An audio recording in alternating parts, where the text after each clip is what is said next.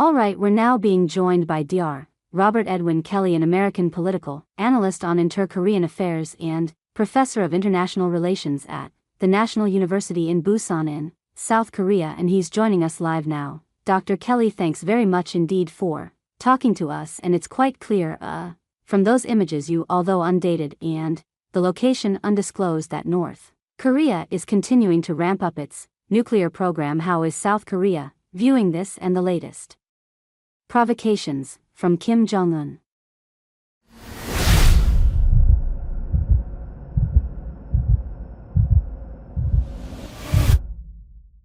Well, the South Korea government, along with most of its allies and much of the world really except for the biggest autocracies like China and Russia, most of the world rejects North Korea's the legitimacy of the North Korean nuclear program. That includes India, by the way, and so technically, legally of course by the UN, sanctions regimes are not allowed to do this in practice. That doesn't really stop them. Of course it's difficult to police North Korea's behavior, but South Korean government adheres to that standard that says that this program is illegal. South Korean government has said it repeatedly. This government particularly has said repeatedly in its white papers that it will never accept North Korea as a nuclear weapon state, and so that leaves us in this kind of weird dilemma, right? Nobody's really quite sure what to do.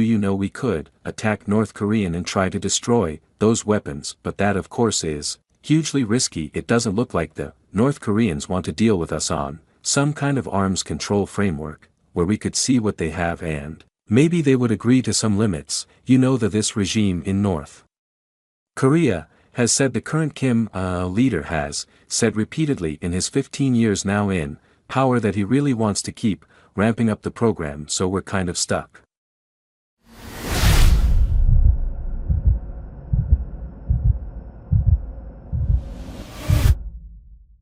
And these images released by North Korea certainly send out a message of provocation, or some sort of message. At least it will also suggest that North Korea has come a long way in its nuclear enrichment program, and not without presumably the help of countries like China and Russia.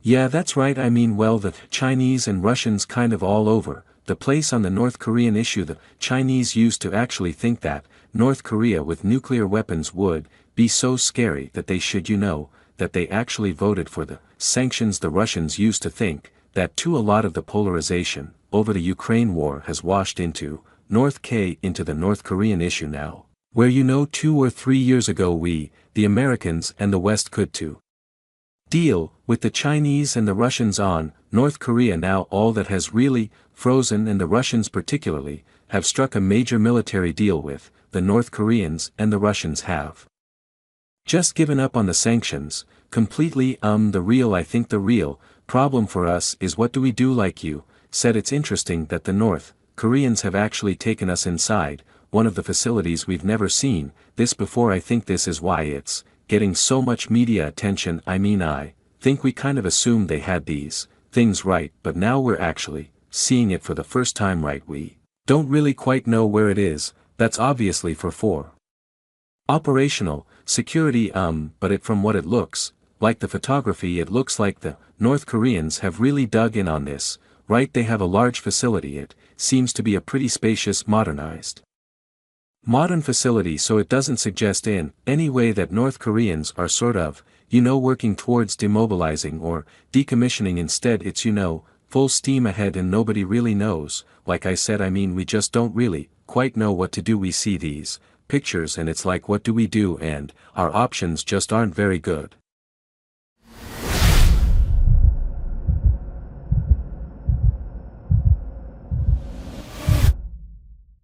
Yeah, the options remain limited, and of course, as you're saying, we don't know the exact location of this, but it could be Yongbong Nuclear Research Facility, already known to the West, but it could be some other as well. It also begs the question, as you're seeing, is the denuclearization in North Korea unrealistic at this point then?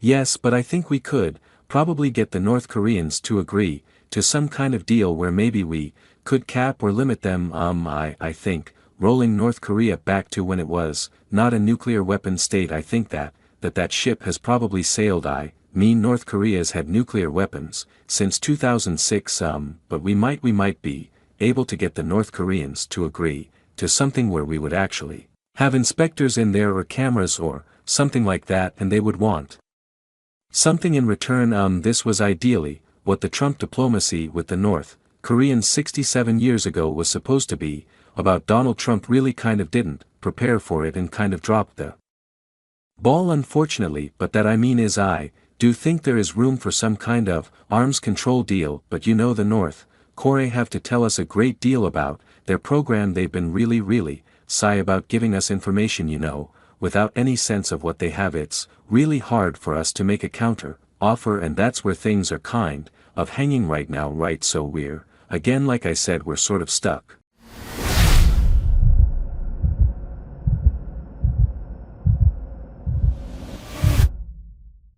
Thanks for watching this video.